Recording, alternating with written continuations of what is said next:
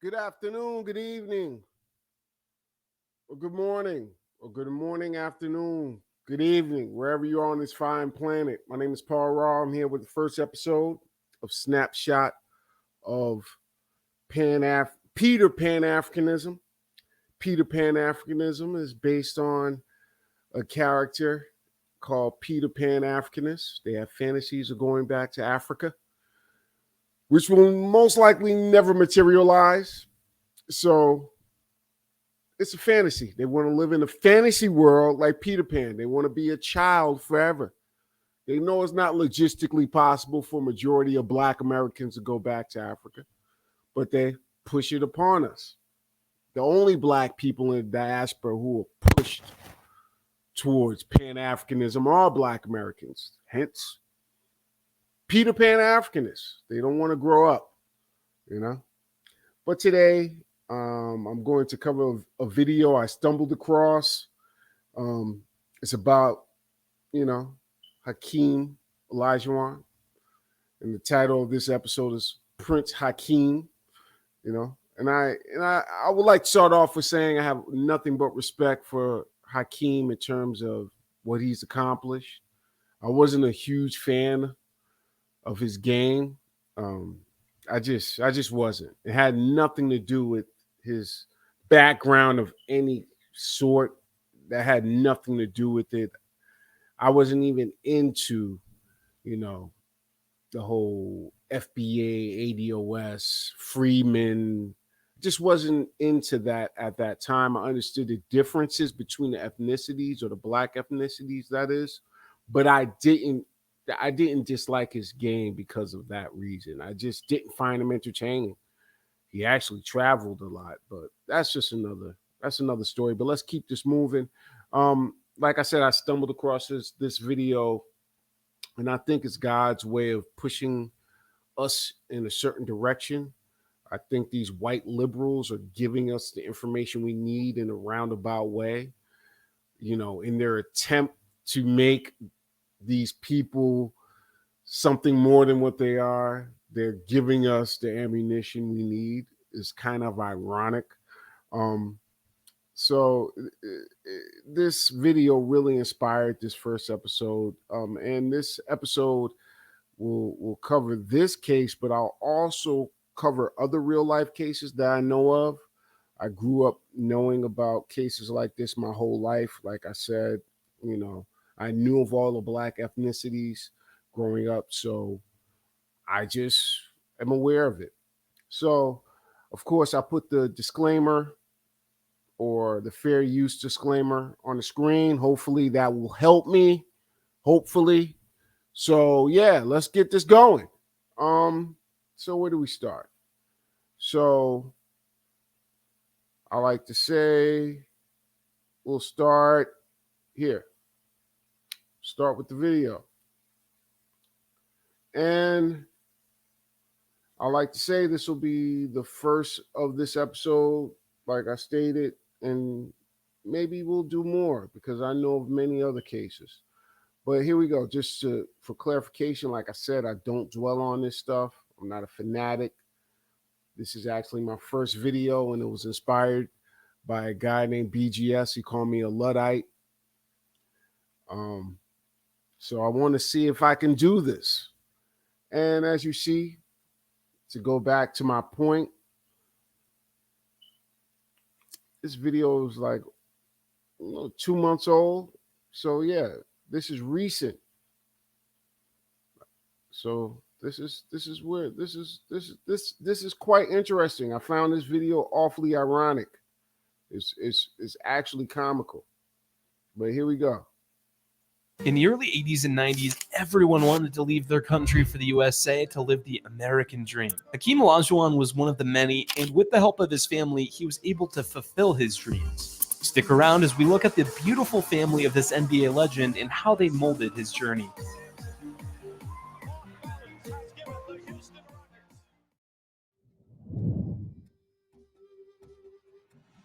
Hakeem was born to Salim and Abike Olajuwon, who were working-class Yoruba owners of a cement business in Lagos, Nigeria. They had 6 children. Okay, we'll stop there. for 2 seconds. We just found out his father was an owner of a cement business. A cement business. Look at him. Doesn't he look quite dapper with his straw hat or whatever that is on top of his head, his pearly white teeth, his shawl over the shoulder, just like King Joffrey Joffre. Yeah, it's quite interesting. So his father was a cement businessman. Isn't that quite interesting? It's quite interesting that his father was a cement businessman, and that's the same business that this man's in, Mr. Aliko Dangote, the richest black man on planet Earth. The only difference between Dangote and Hakeem's father is the fact that he is Hausa, and I believe Hakeem is Yoruba. It's not I believe. Hakeem is Yoruba. They just stated that. So here we go. So they're both in the cement business, a commodity. So Hakeem came here with money like a lot of other black immigrants. That's one of the key triggers, I believe, for a lot of black Americans or that's not one of the key triggers. We don't care if you come here with money. The key trigger is when they give us the penniless and started from nothing story. That's annoying. That needs to stop. You don't come here penniless most times. You come here with money. Okay? Stop lying. Damn it. Stop doing that shit. Because you're actually you ruin the chance of a black American most likely making a connection with a person who could actually help them, and then they can help their community. And that's not to say we're into using people, but when you give people your full self, you're able to interact with them in a more wholesome and holistic way. But I don't want to get too deep. There we go. But isn't that awfully funny that Hakeem's father sold cement and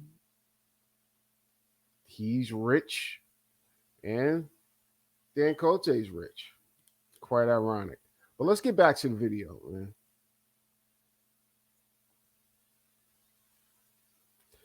Yeah. And, hit the like button if you so kindly, show your love. Hit that like button. Subscribe. Tell a friend to tell a friend. Do something out this bad boy,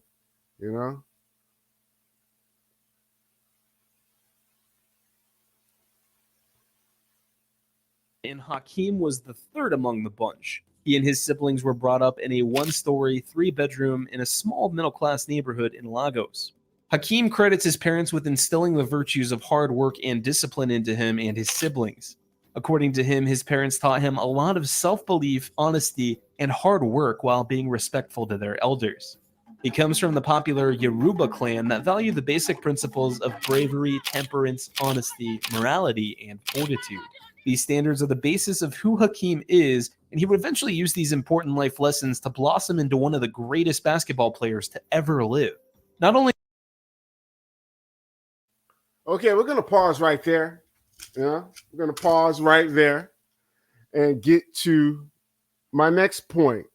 See, they're building them up to do what they did with the Asian people, which has become the model minority, which is... it's a hustle. Let's be real about it. For Asian people, they came here with money as well. They also came here with ties. And they came here with a mission, just like any other immigrant group. So when this guy is saying all this stuff, like he came from a good family, you know, and all this other stuff, and he's heaping this praise on his family values, that's the typical spiel liberals and conservatives push to create that model minority myth. You know, Johnny worked in the Peace Corps, who had some liaisons with, you know, Mbuku, still has fond memories, and he wanted to make sure everybody knew she came from a good background and good stock. And the same could be said for, you know, vets who went to Vietnam, and then the Vietnamese came over here and they got expresswayed or fast tracked to the American dream under this model minority myth. But let's look at something right here.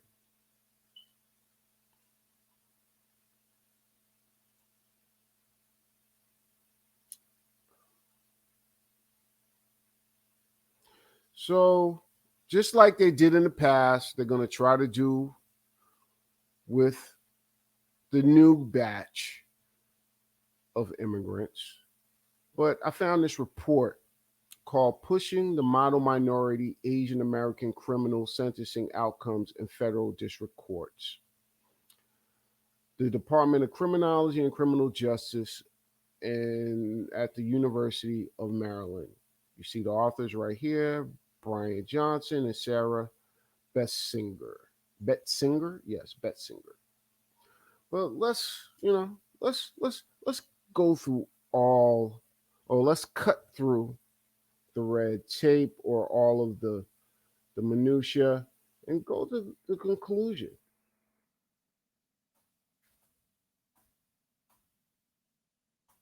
Here we go.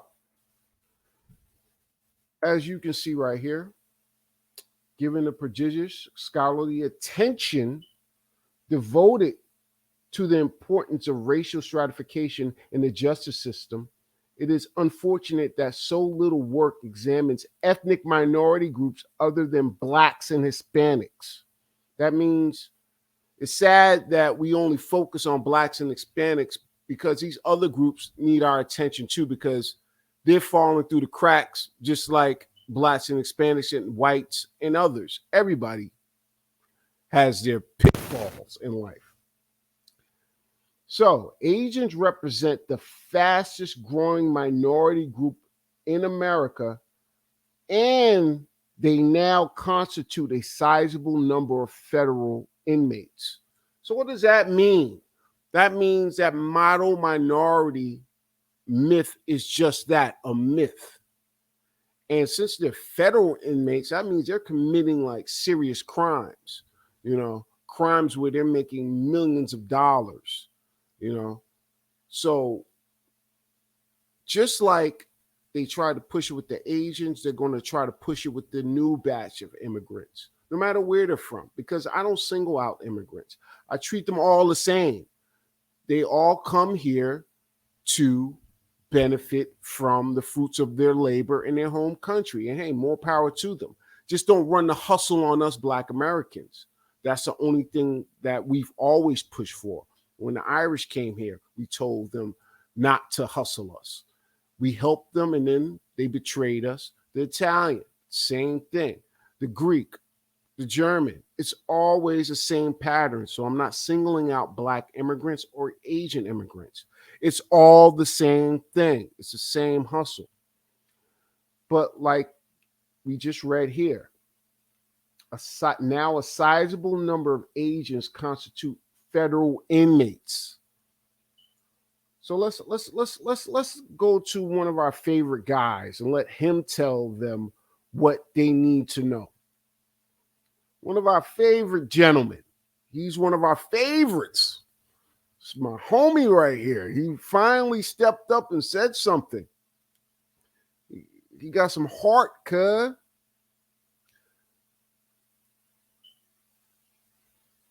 Yeah. Let him tell it. Here we go. And then they tell you to stay away from Black folks in America. So y'all get to America, start acting like y'all don't know who we are. But your damn kids is being special educated, miseducated, and black immigrant youth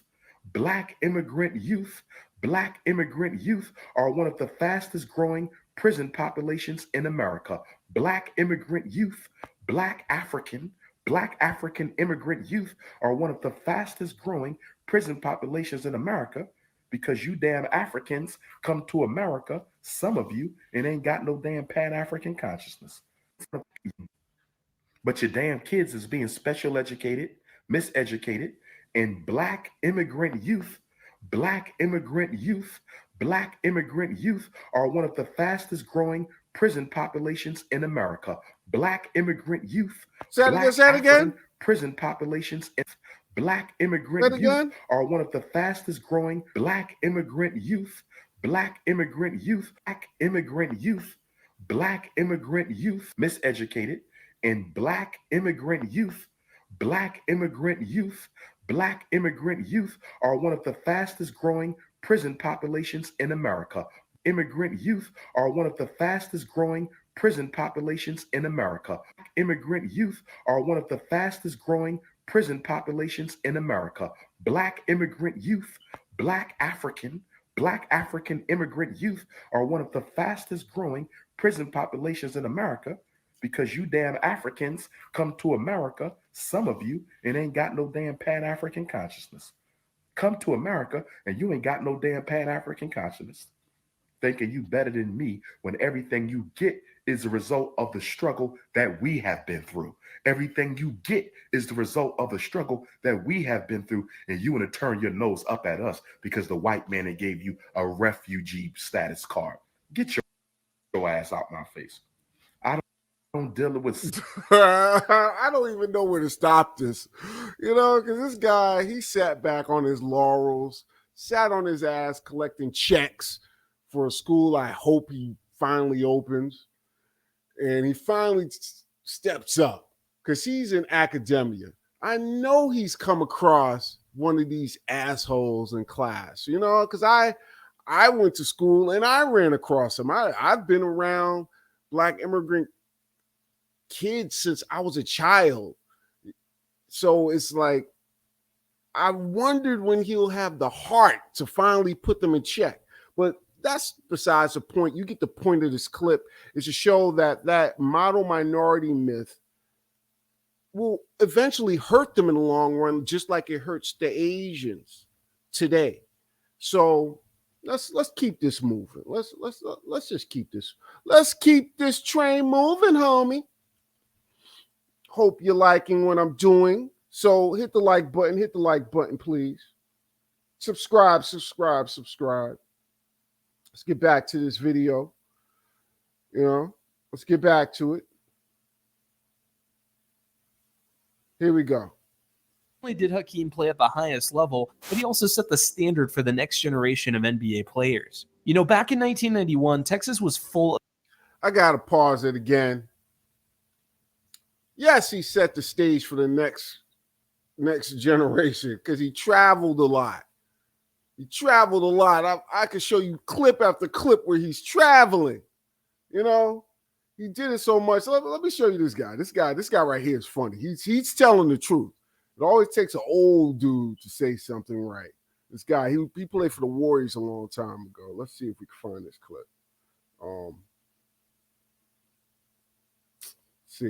Let's see. I think we got it. Oh, yeah, we got it. Here we go.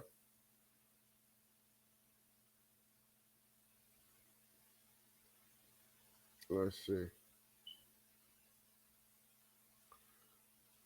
Anything they say, we're talking about the 75. Well, because you get the officials to call it by the rule book. Okay. Stop the traveling, stop the carrying the ball, stop the moving screens, call the damn game according to the rule book because players will adjust.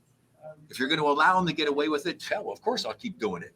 Call the game according to the rule book. It's such an advantage to let a guy carry the basketball or take an extra step. That's ridiculous.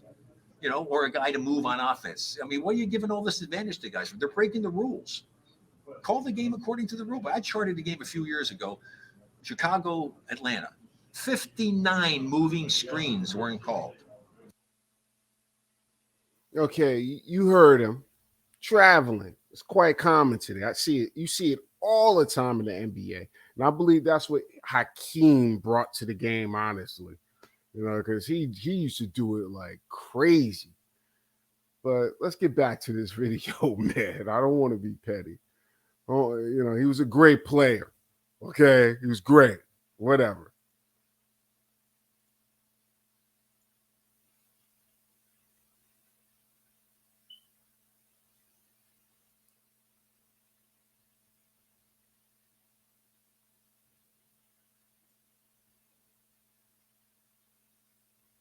Of basketball playing Hakeems from Nigeria. There were two other Olajuwons who were having some sort of impact in basketball, although Hakeem, of course, remained unchallenged as the tallest branch on the family tree. His brother Taju was once a 6'7" junior center at the University of Texas San Antonio, and another brother, Hafiz, was once a 19-year-old sophomore swingman at Alvin Community College. Taju especially was sort of a hot commodity recruited for anyone's pickup games.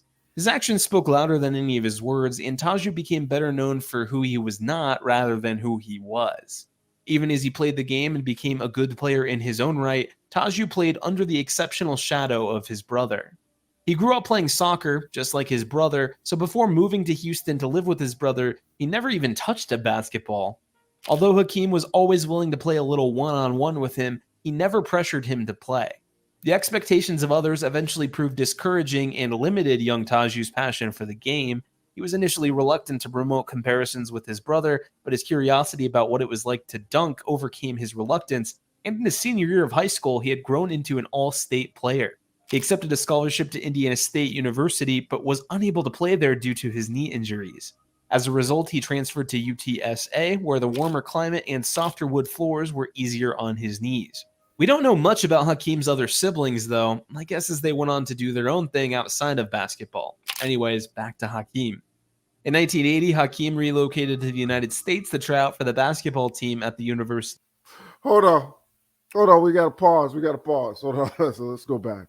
In 1980, look at that picture. Man, do you see that picture? He has a butterfly collar on. He has the gazelles or the flight the what did they call them? The pilot glasses. That's what or aviators. That's what they call them. He has aviators on. He came here and let's listen to this story, or let's go back to what this gentleman said. He came here in 1980. That's 15 years after the Immigration Act in 1965. He came here at the right time. That was like the best time to take advantage of all of the civil rights benefits you could imagine. But look at this picture. You could tell he was watching blaxploitation movies back in the days. Just look at him. Look, watch this. You could tell. Watch this.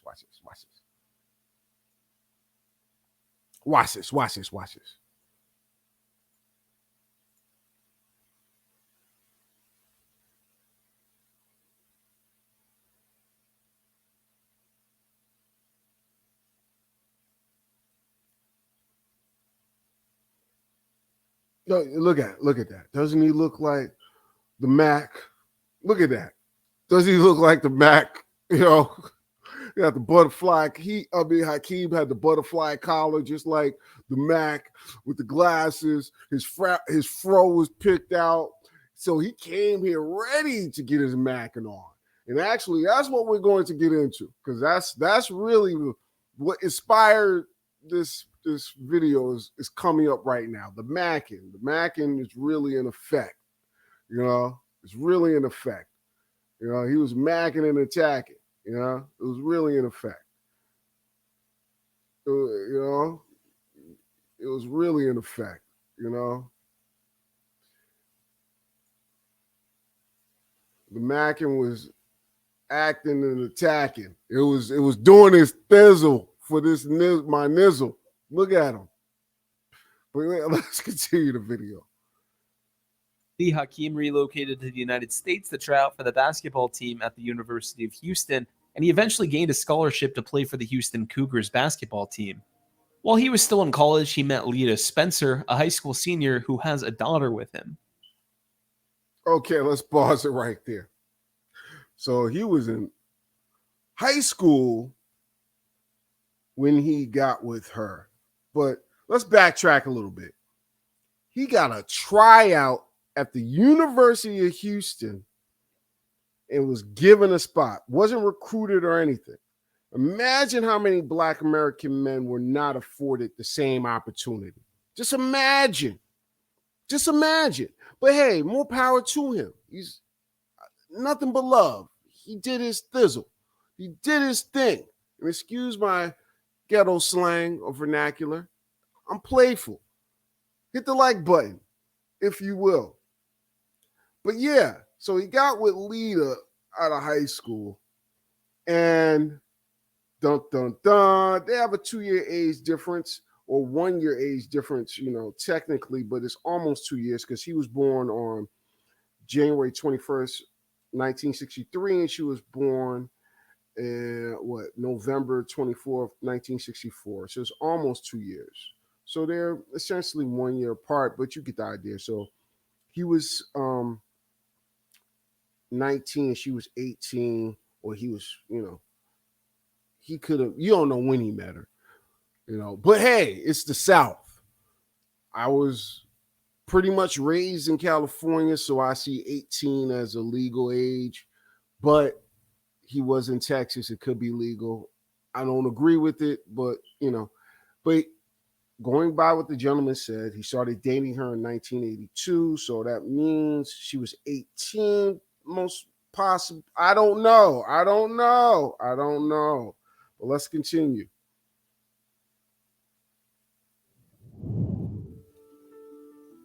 Hakeem met Lita back in 1982 while they remained together for the next 6 years, during which they gave birth to a daughter called Abisola Olajuwon.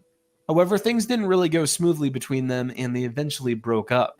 Now, the surprising thing here is that Lita decided to sue Hakeem in August of 1988 for going back on his promise to marry her. According to Lita, Hakeem promised to marry her and even gave her a ring.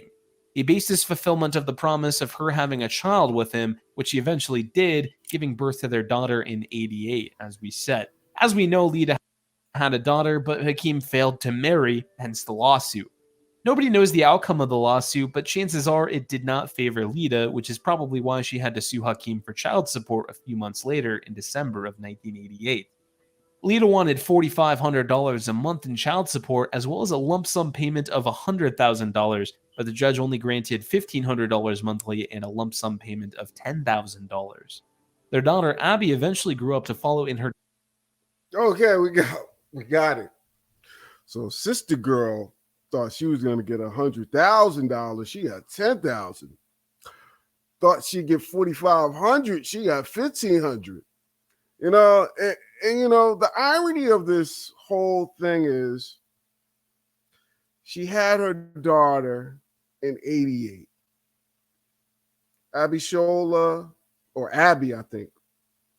Yeah, her name is Abby, was born on July 6, 1988. That's almost a month. That's almost 2 weeks after Coming to America came out. The irony. But she thought she was gonna get that Prince Hakeem money. No, hey, I'm not knocking a sister girl because she did her thing. If you follow along and just bear with me as I work through these thoughts, because she got $45. I mean, she got $1,500 in child support and a $10,000 lump sum. But let's look at this right here. Let's look at something right here. Hold on. Let's look at this right here. Hold on. What is this? Okay. And the thing about it is, this is not a shot at Abby or her mama. I fully support you guys. Black girl magic, But Abby is not going to be, an isolated case in the near future. We're going to have plenty like her, most likely. And that's just due to timing. more than anything else, has nothing to do with anything nefarious. But you know, because Hakeem came here in the 80s or 1980 to be exact. And you're gonna have a lot of people like Abby. That's why the movie Dope was so believable, because you're gonna see more cases like this, because that character had a Nigerian father who was non-existent throughout the movie, and you'll see how that, you know, plays out in the rest of this clip or in the rest of this episode. But let's get back to this child support and lump sum of cash. She was rolling in the dough. Let's get back to that. The irony. Here we go. Okay, let's see. Okay, let's see if we can find what I'm looking for. Here we go. So here we go. This is Spot Track, where they looked up his salary. It's awfully ironic that they didn't list the entry-level salary, you know, right around the time of the divorce, or not divorce, but the lawsuit. I mean, you know, they don't have his salary on here, but back in the day, they usually had an entry-level salary of like $300,000, $500,000. But, you know, from the 89 to 90 season, he got a contract for 4 years for $12,000. That's $3 million a year, man, roughly, right there. So you're telling me this man couldn't afford $4,500 a month? Now, the lump sum of $100,000, I'm sure he could afford that too. But hey, man, I don't know. All I know is he could have afforded $4,500. And this is the irony of this whole video.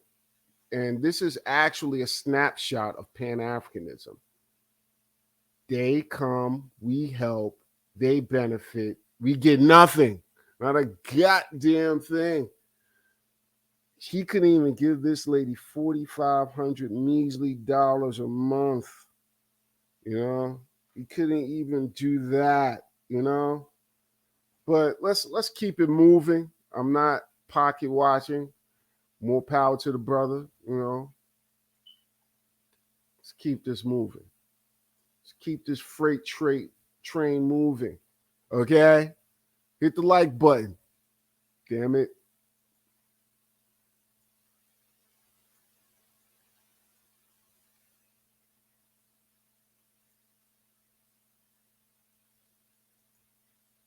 Oh, man, this damn computer. Here we go.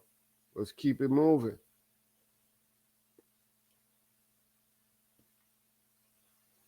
Her dad's footsteps and play basketball. If you're 65 or older, then this trading strategy.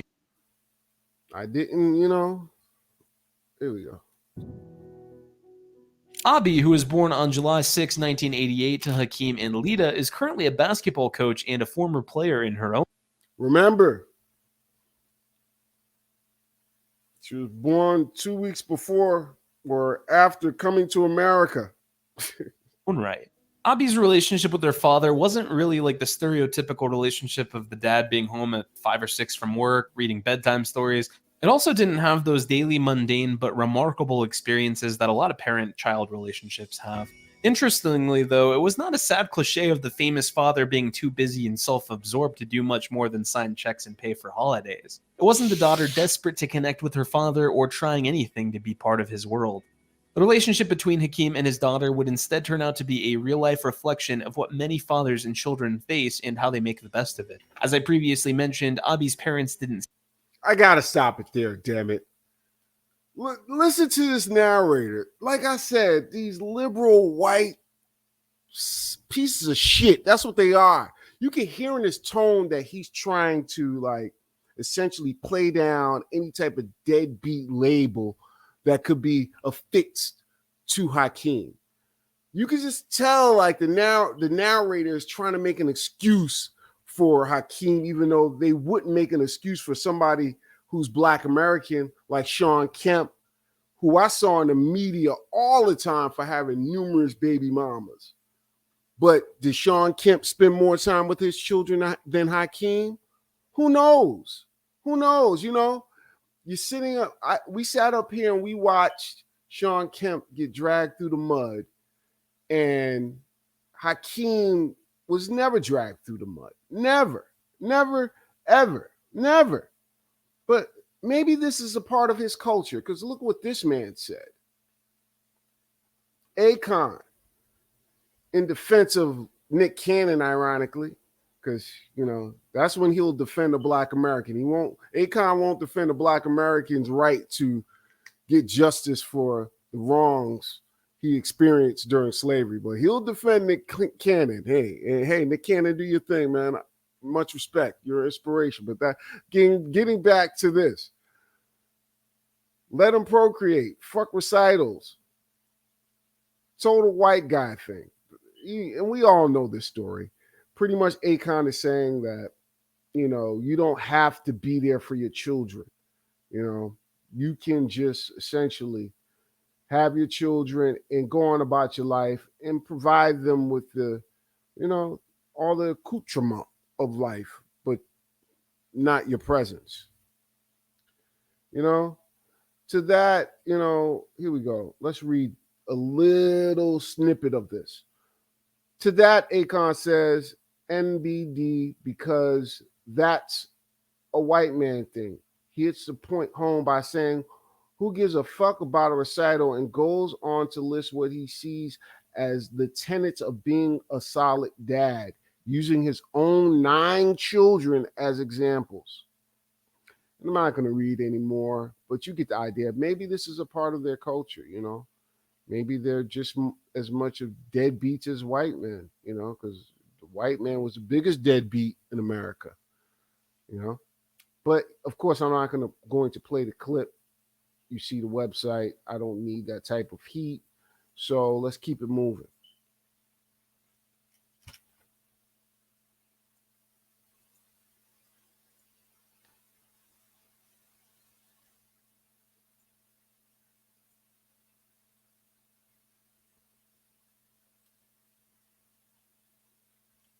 Stay together. When you factor in the travel demands of the professional athlete, which Hakeem was until Abi was in high school, even the most well-intentioned fathers risk creating an unbridgeable gap.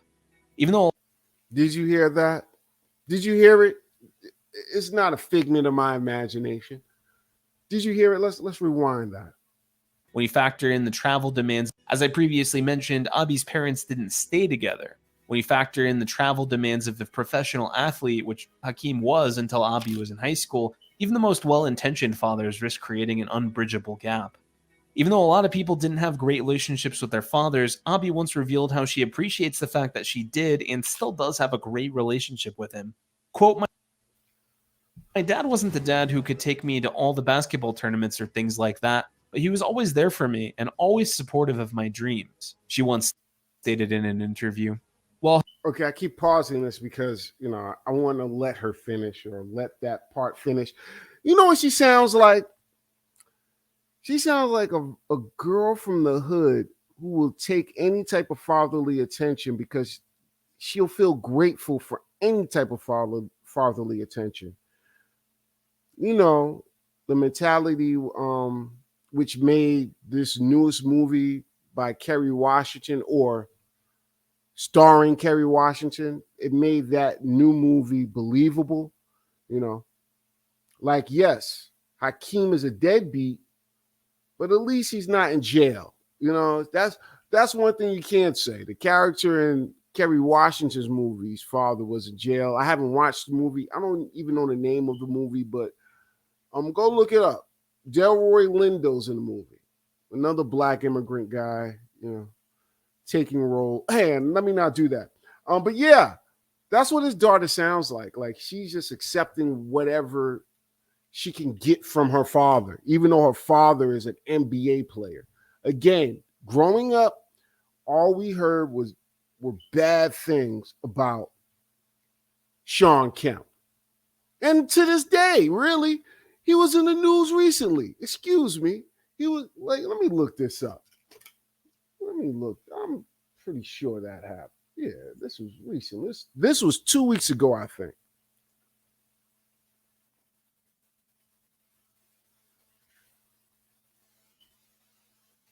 Let's see.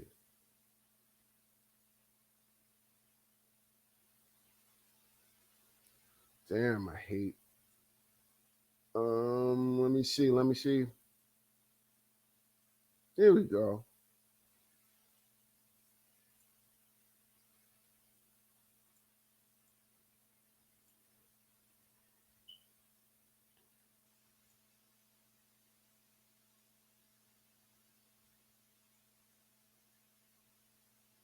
Here we go.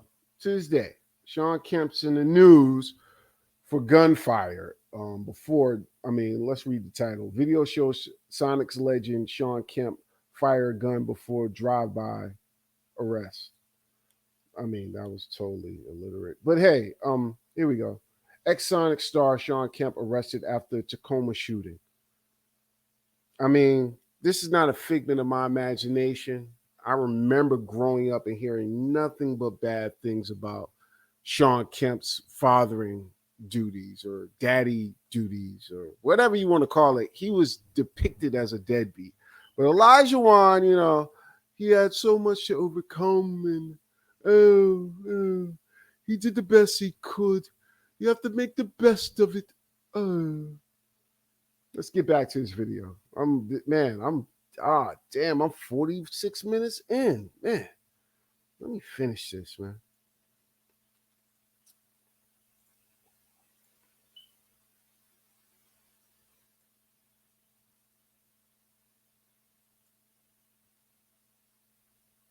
Well, Hakeem's story is well known, from Phi Slamma Jamma at the University of Houston to bringing the Houston Rockets 2 NBA titles, to U.S. citizenship and an Olympic gold medal for the United States, to the Naismith Hall of Fame. His daughter's story, on the other hand, is less well known among women's basketball fans. She spent the majority of her college career at Oklahoma as a backup in the shadow of twins Courtney and Ashley Paris. But Abby's ascent had a tortoise-in-the-hair feel to it. You see, Abby and her mother Lita, who was an entertainment attorney and producer, moved to California from Houston when Abby was... There we go. You go, girl. Now, this is where I said I'm going to get back to the sister. You go, girl. You did your thing. She became an attorney. Here's the kicker. Hold on. Let's do this. So he promised to marry her if she had a child, but he left her in 1988.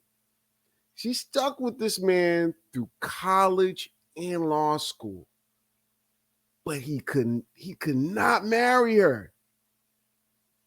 Man, this is exactly a snapshot of Pan Africanism. You can't tell me that she didn't pay rent or help him out with any type of bills when he was in college or even when he started out in the NBA, because we all know the NBA, when they post a salary, that's not the real number, and you don't get it in a lump sum. They give you your money through your paycheck and bonuses. We all know this. But let's look at this.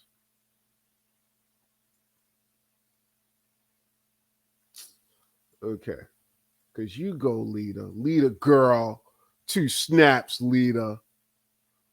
What did I want to find?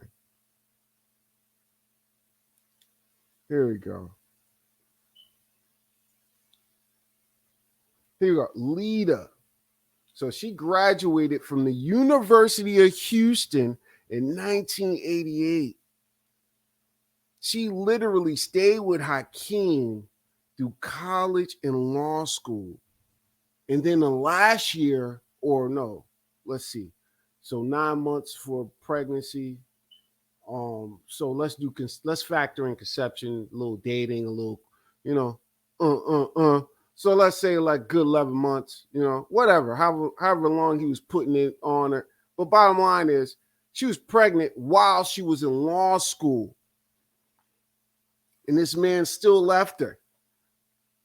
He still left her. Like, if this is not a direct parallel to Pan-Africanism, I don't know what is. That's what it is, essentially.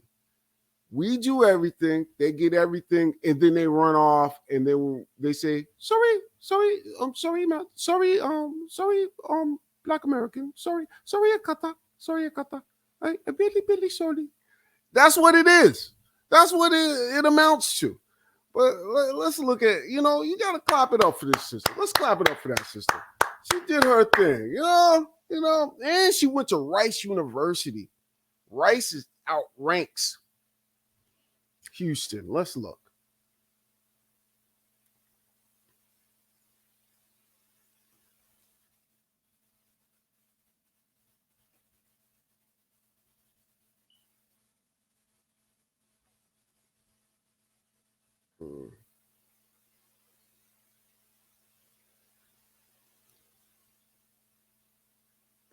So it's 15. It's the 15th in national universities. Let's look up the University of Houston when Hakeem attended.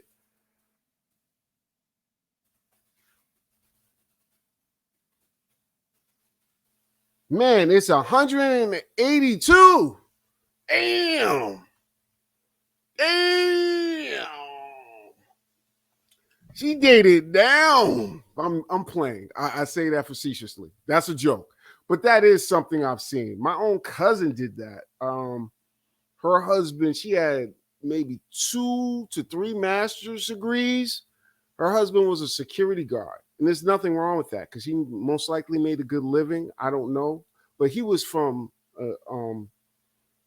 Africa, or he was from Africa. I don't think he was from the Caribbean. But she dated down. But hey, that's not University of Houston's a great school. I don't know. I've never been there. But bottom line is, yeah, that's the irony of all of this, That's the irony. But let's look at what our sister girl did. Let's look what our sister girl did, honestly. Because our sister girl did her thing. She really did. Let's look at this. She did her thizzle. Well, she did her thing. Let me quit with the slang. I hate LinkedIn. Let's refresh that, speed this up, because we have a little bit left of this video, and then we're done. Yeah, she's an executive vice president for CBS. You go, girl. You didn't need him, But what if she didn't have this, pedigree or this education? What if she was your everyday Black American? Imagine what she would have to, go through after this man fell through or didn't follow through on his promise to marry her. I mean, but you go, girl. She was a producer for The Doctors. I think, yeah, that's a TV show. I've never seen it. Oh, hold on. What is this? She's a senior supervising producer for Dr. Phil. Doctor. Oh, I think that's the show with where they do the diagnosis or whatever. I don't know. But she did that for 13 years. So, I mean, she made money. She's not because I know California. I've lived there a long time. When a person says producer, that person could be broke. Producer doesn't mean shit sometimes. You could produce a cup of coffee for somebody. You just never know. But she was there for 13 years, and it was Dr. Phil. I didn't see this part. Yeah, so she did well. Hold on. She was a senior. Oh no, this is the same time frame. I guess she wanted to, double up. But yeah, she was there for 13 years, and now she's an executive vice president. Hey man, more power to you. You go, girl. Let's get back to this video.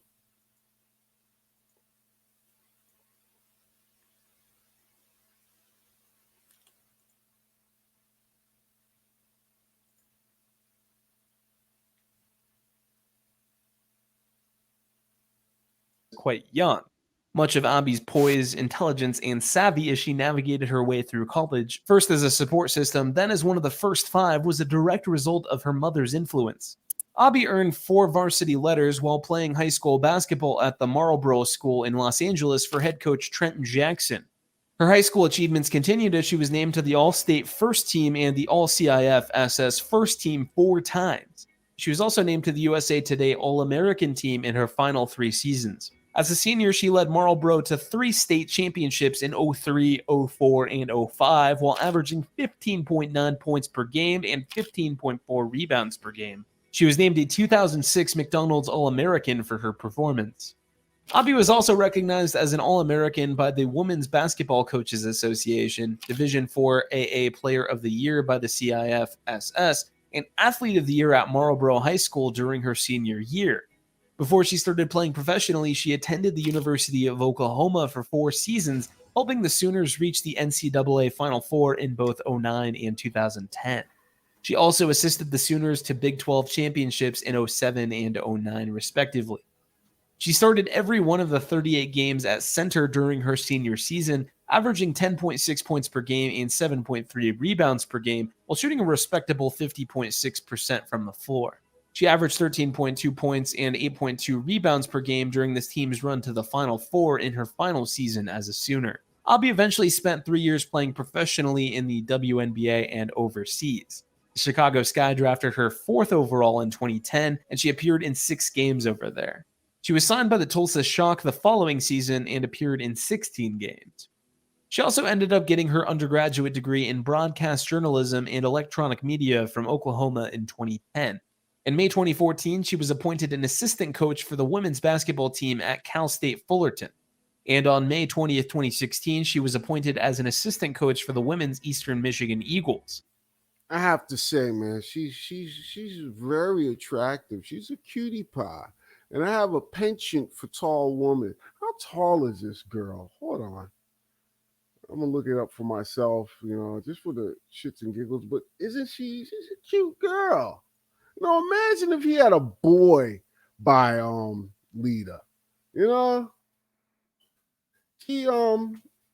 boy would have been like spot on. Oh, she's 6'4". Damn. Yeah, I like girls that height, man. I can't lie, I got issues. Let me stop, man. This is my first episode. I'm doing too much. Let's continue this, man. Abi is currently an assistant for the Connecticut Sun in the WNBA. Now, one thing about Hakeem is that his Muslim faith had quite a big impact on different aspects of his life, and one of them was his wife. The Google Career Certificate program. Hate the damn commercials. Okay, let's. Allowed me to have. Back in August 1996, Hakeem got married to Dahlia Asafi, who was just 18 at the time. Even though Hakeem and Dahlia worshipped together in the same mosque, they had never seen each other before, so it was definitely an arranged marriage. Hakeem later on admitted that in line with Islamic custom, there was no dating between the couple. Rather, the families got together and spoke with each other, and they agreed to marry. Hold up, I know this is a part of his faith, but I'm wondering, would you be open to do this nowadays? Let us know your thoughts in the comments section below. Hakeem always revealed that even though Dahlia was just 18 at the time, she possessed maturity, wisdom, and knowledge thanks to her religion, according to Hakeem, of course. You should know that Hakeem was 33 years old at the time. He was 33 years old when he married his 18-year-old wife. Whew. Where do I start? That's a 15-year age difference. The guy already said it. Listen, how this narrator changes his tone when he's talking about it, he makes it seem quite normal. Yet he had to tell the truth. We all know that's kind of a huge age gap, but this is something I'm going to delve into for 1 second. I never heard about his marriage in the media when I was a kid. And that's when I really paid attention to basketball. I didn't pay attention to I don't pay attention to basketball today, but I watched it at that time. And I never heard about his marriage at all. How do you, and that makes me think, how do you think the public would have responded to a Black American who did the same thing and married someone 15 years their junior? Imagine if that really happened. What would they say if a Black American celebrity or basketball celebrity did that? And you can't say it's religion. You can't, because what if Mahmoud Rauf did the same thing? They wouldn't have let him off the hook, especially with his reputation. But even if he was a coon, they wouldn't have let him off the hook for marrying someone 15 years his junior. 15 years his junior. I mean, I guess he likes him young. He got with Lita out of high school. Hey, it's legal in the South. I don't know. I don't get down like that. But yeah, I'm gonna get back to the video. Let's not dwell on this. He did what he did. Let's keep it moving. But the irony is that he married her instead, and he married her in 90. Wait, what did he say? Let's go back to the video. He married, I think he said 96. The whole affair did raise a few. You should know that Purdy, Wisdom, and Hakeem always, would you be open to? They agreed to marry. Between the couple, rather, the families gone admitted that in line with Islamic custom, there was no dating between the couple. Rather, the families got together and spoke with each other, and they agreed to marry. Hold up, I know this is a part of his faith, but I'm wondering, would you be open to do this nowadays? Let us know your thoughts in the comments section below. Hakeem always see how he had to ultimately tell the truth. Like, would you, like, he knows that's strange, and he's a celebrity. He's not someone in some back country, or he's not back home in his village. Okay, you're a celebrity in America. You know why he got with her. But we were looking for the year. What year was that? Hold on. Even though Hakeem and Dahlia worshipped together, Dahlia Assaf. Back in August 1996, Hakeem got married to Dahlia Asafi, who. So he got married to her in 1996. 1996. And he got with her in 1996. When did he win the championship? Oh man, I don't know. Let's who was just 18 at the time. Even though Hakeem and Dahlia worshipped together in the same mosque, they had never seen each other before, so it was definitely an arranged marriage. Hakeem later on admitted that in line with Islamic custom, there was no dating between the couple. Rather, the families got together and spoke with each other, and they agreed to marry. Hold up, I know this is a part of his faith, but I'm wondering, would you be open to do this nowadays? Let us know your thoughts in the comments section below.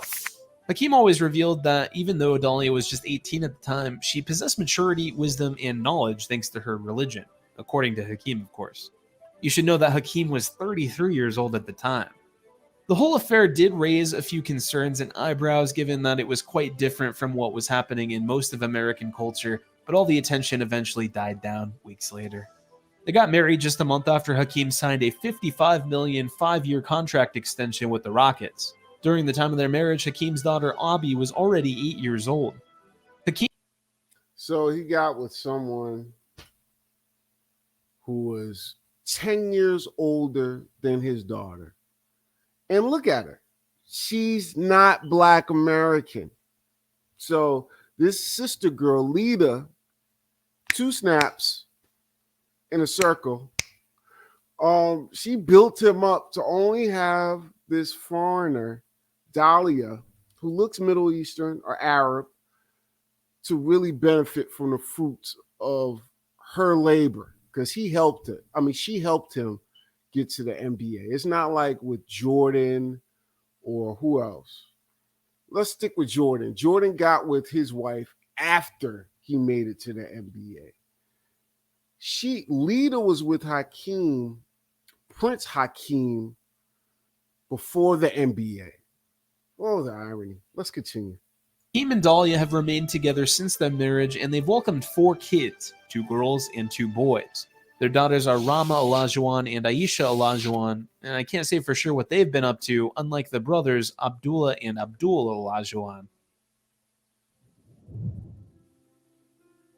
When Hakeem's two sons lived in England, they initially had a passion for soccer, but as soon as they came back to the United States, they had to switch to basketball, but it wasn't easy. In an exclusive interview with Vipe, Hakeem once said that every time he left his boys with basketball, when he came back in, they would turn it into a soccer ball. Their love for soccer always seemed to supersede basketball. But he made a deal with them that they should try out basketball, and if they didn't enjoy it, they could always just go back to playing soccer. And guess what? In just 3 months of playing basketball, his oldest child, Abdullah, developed an extreme love of the sport. Abdullah and Abdul were born in Jordan, and they lived there for 10 years before the family relocated to the United Kingdom. Abdullah established himself in their neighborhood in the West Midlands, where they first picked up a basketball. Hakeem knew it was time to relocate to America so he could investigate whether Abdullah and Abdul's games could be pursued professionally after witnessing their unbridled talent and passion. The oldest, Abdullah, started to shine exceptionally from his time in Birmingham, England, to his time in Houston, Texas. After immigrating to the US, the Olajuwon family reclaimed Houston as their home in 2019, and Abdullah joined the basketball team of the Vikings as a sophomore at Village High School, which is in Houston. Abdul, his younger brother, was just entering the 8th grade at the time. And just as his father had predicted, Abdullah fell into line and his potential started to skyrocket. Hakeem made the best choice possible by moving to the US, a basketball recruiting hotspot, of course, and Abdullah, the former soccer lover, Okay, I'm going to pause it right there because this is something I've seen. I've seen this in my own family as well. You have some people or some Black immigrants who have chosen the strategy of giving birth to their child in America so they can guarantee them citizenship and then raise them overseas and then come back to the States after they've lived a stress-free life wherever they live. They didn't really have to compete like our kids have to compete. Like I saw a documentary called Something in the Water. It's on Amazon. Great documentary. It's based on Prince George County and how a high percentage of the NBA comes from Prince George County. So his kids were pulled out of America to where they could, just do whatever, probably run around some sand dune in Jordan. Who knows? That's a joke. Don't take that personally. But they didn't have to go through the struggle of playing against other basketball players and really sharpening their game. They pretty much lived the same life that Hakeem lived. Like I said, he came here and just tried out for the team and got on the team. There was no real struggle. But that is a hustle I've seen quite a bit, to where they raise their kids and they come back here and they want to gain access to our resources through the minority set-asides and all of the such, because that's without a shadow of a doubt that plays a role. Race carries a lot of weight when it comes to basketball, regardless of Hakeem's success. But they lived abroad, and so now they look like exotic and they can play basketball. It's like I said, he followed in his father's footsteps, and that's his right, I guess. But it's just the irony of this whole clip. But let's let this liberal white guy continue to praise Hakeem. became a basketball prodigy. Abdul, his younger brother, also acknowledged that while his passion for soccer had been unmatched to the past, once he switched to basketball, everything changed for him. Abdullah's talent had started to generate quite a buzz as he slowly approaches the typical recruitment age in college. His name was suddenly appearing on the social list of exceptional up-and-coming basketball stars alongside Bronny and Zaire Wade, the respective sons of LeBron James and Dwayne Wade. Many people have started to speculate whether Abdullah will be the next dream, and we certainly hope he can reach those heights, because boy is he good. Here's a fun fact about him. And yeah, I hope he reaches those heights as well. He's a handsome young man, very talented. Do your thing, man. Succeed, playboy. But just imagine what Hakeem may have produced with Lita, given his daughter's athleticism. I mean, just imagine. And that's not to, sound misogynistic or anything, or even to, compare apples to oranges in terms of what could have, should have, whatever. But just the irony, his daughter made it to the WNBA. So just imagine what his son could have done with, the son he had with Lita, hypothetically, could have done. But let's finish this off. We only have a little while more to go. And if you're still with me, God bless you. And hit the like button if you haven't already. Thank you. And let's finish this off. Hakeem, who had adopted the nickname The Dream during the peak of his career, he's arguably the only NBA star to win a championship without another Hall of Famer on his team. Enjoyed this video? Then check out other videos on the family of other famous basketball teams. Let's rewind. Enjoyed this video? NBA star to adopted the nickname The Dream during the peak of his career. He's arguably the only NBA star to win a championship without another Hall of Famer on his team. Enjoyed this. You see what I'm saying? He's praising this guy. He said, what? No Hall of Famer on his team? He won a championship, what? In 94 against the Knicks? What is that? Whose main goal? I mean, the Knicks' main goal is just to play. Because the Knicks will make money win or lose because they're at Madison Square Garden, and that's just a fucking moneymaker. It's a cash cow. So, wow, he beat them. The Knicks haven't won a championship my whole life. And I blame that on Patrick Ewing. He wasn't a great leader, but I'm going to leave Patrick alone. That's my people's. But he beat the Knicks in 94, and then hold on. Then the next, he won 94 and 95. So he got married in 96.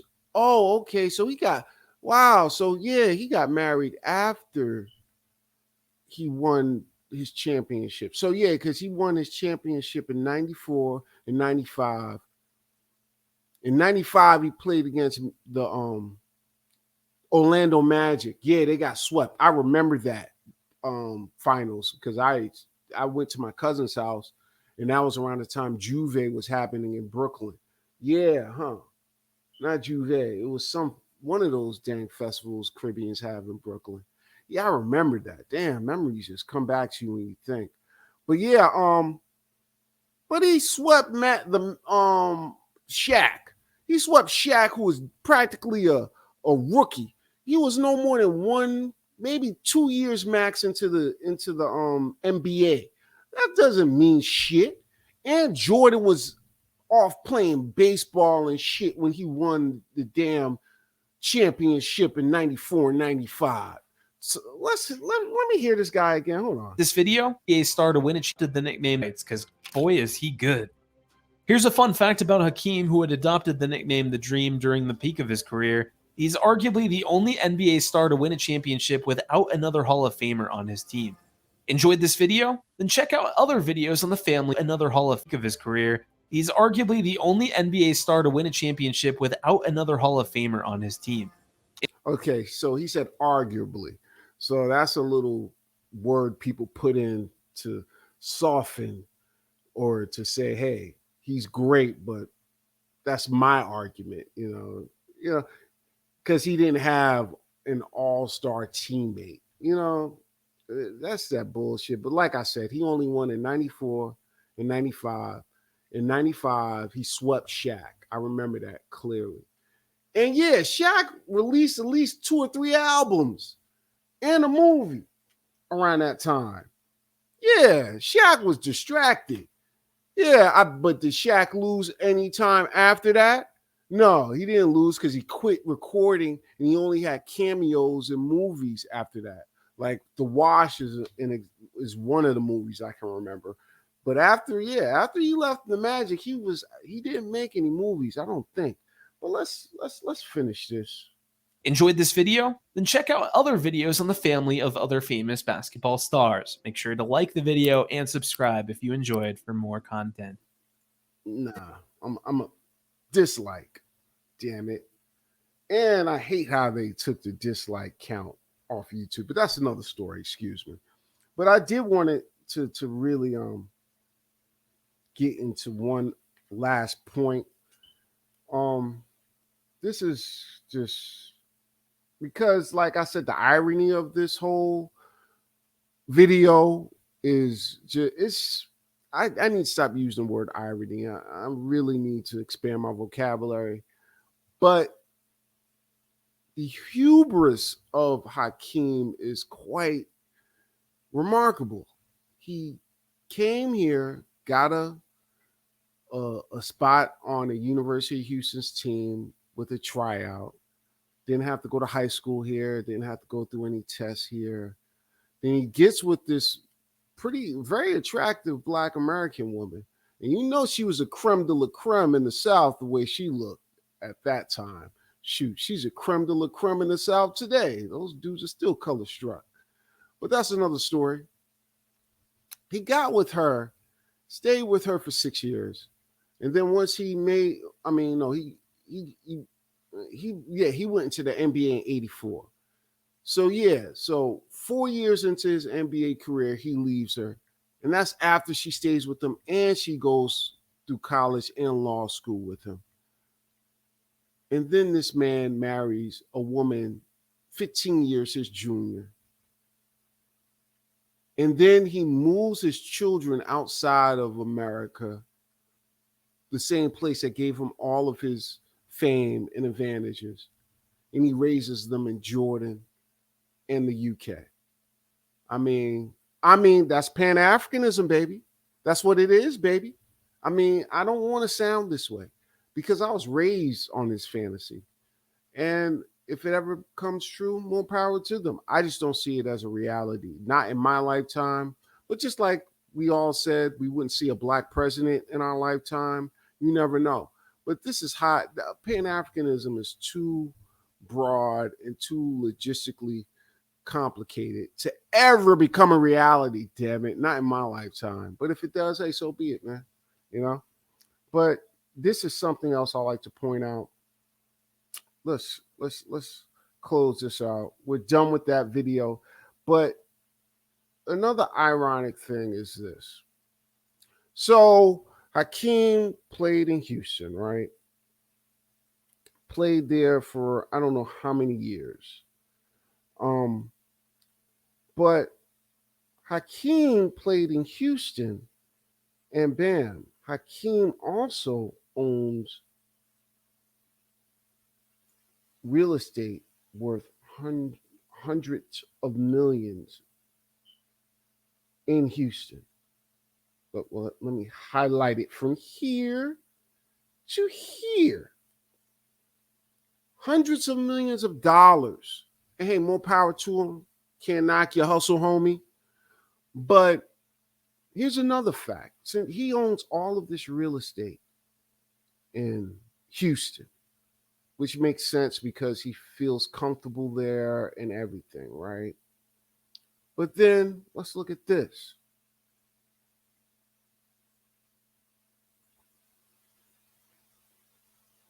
Let's look at this little fact. Let's look up the immigration numbers for Nigerians in America. Let's look that up. There we go. Nigeria. There we go. That was kind of lucky.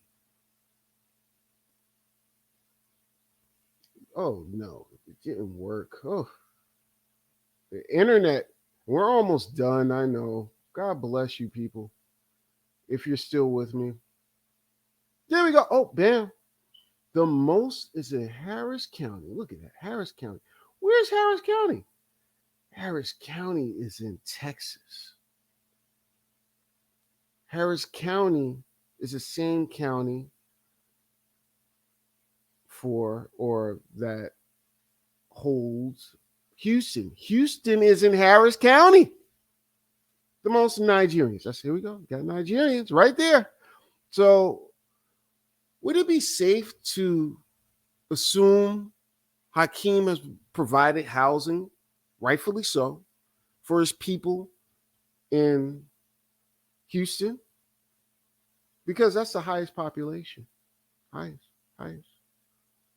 And let's take this a step further. Let's take it a step further because hey, I'm all for group empowerment or group economics. I'm all for that. And I think that's all Black Americans have ever asked for. Honestly, that's all we've ever asked for. So have our own, buy our own, and own our own. That's it. So more power to them. But again, let's remember Harris County. Houston is in Harris County. The most Nigerians are in Harris County. And this is the highest. But let's look at this. Houston. Keep Houston in mind. Let's keep that in mind. Let's keep that in mind. Houston. Bam. The largest medical facility or complex is in Houston, Texas. Houston, Texas. Texas Medical Center. How do I know this? Is because I have family who lived in Texas for years. Here we go. It's in Houston. TMC, Houston. TMC, excuse me. Not TMZ. TMC. As in cash player partner. Look at what this dude. This dude, you can't tell me that all of his real estate holdings doesn't house at least one Nigerian that works in one of these hospitals or one of the departments of this medical facility, the Texas Medical Center. I mean, and we all know the Nigerian. We all know the Nigerian nurse stereotype or just Black immigrant nurse stereotype. We know it all too well. You know, we know it so well that they did this. They created a whole show. Oh, Abby Shoulder. There we go. Abby Shoulder. A whole show. So, this is not a figment of my imagination. This is not a figment of anybody's imagination. All you have to do is read the tea leaves. It's not complicated. It's not rocket science. But yeah, this is Pan-Africanism in a nutshell. That's what it is. This is Pan-Africanism. You know, Hakeem the dream. He lived his dream, and you still dream of going back to Africa. Okay, you keep that dream. You keep that dream while he keeps importing more Nigerians to work at Texas Medical Center in Houston. I think we're done here. I think I've covered everything I could think of. And yeah, this is a snapshot of Pan-Africanism. And for anybody who wants to send me their own examples, my email is parraw. Let's shut this down. My email is parraw1411 @gmail.com. You spell parraw, PARAW 1411 @gmail.com. So you can send me your questions, anything that pops in your mind. I'll respond to each email. And I also have a poll in my community section that no one's voted on. I would like to cover the manosphere. I want to see if it's worth my while first, because I think they're going in a direction towards Pan-Africanism. I've seen little trinkles of this conversation because I peek my head in and out of those Looney Tunes. They're really a weird bunch. But like I said, hit me up, parraw1411 @gmail.com. If you so kindly would like to donate to the channel, it's parraw1411 for Cashapp. That's $ PARAW 1411, and a penny would suffice. This is something I do for the passion. This is my first time, and I want to see how this goes. And please hit up the comment section below. Do what you do, and and if they hit you with the whole Pan-African thing, hit them with this, baby. Hit him with the Peter Pan Africanist. Let him know you could get the fuck out of my face. I'm joking. I kid. Later.